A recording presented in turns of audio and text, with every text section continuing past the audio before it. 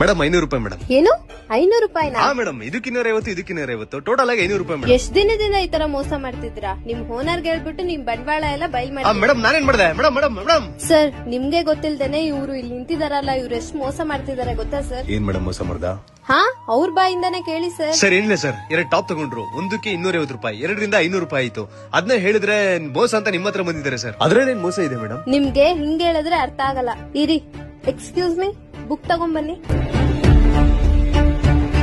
1 ಟಾಪ್ಗೆ 250, ಇನ್ನೊಂದ್ ಟಾಪ್ಗೆ 250, 2 2 4 50 50 100 4100 ರೂಪಾಯಿ ಆಗ್ಬೇಕು.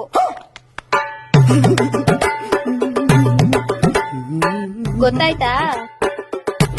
ನೋಡು, ಇಂಥವ್ರು ಇರೋದ್ರಿಂದಾನೇ ಮಳೆ ಬೆಳೆ ಎಲ್ಲ ಚೆನ್ನಾಗ್ ಆಗ್ತಿರೋದು. ಹೋಗ್ಬಿಟ್ಟು ಮೇಡಮ್ ಹತ್ರ 4000 ರೂಪಾಯಿ ಬಿಲ್ ಹಾಕ್ಸು. ಮ್ಯಾಥ್ಸ್ ಅಲ್ಲಿ ನಾನು ಡಿಸ್ಟಿಂಕ್ಷನ್ ಸ್ಟೂಡೆಂಟ್, ನಂಗೆ ಯಾರು ಮೋಸ ಮಾಡಕ್ ಹೋಗಲ್ಲ.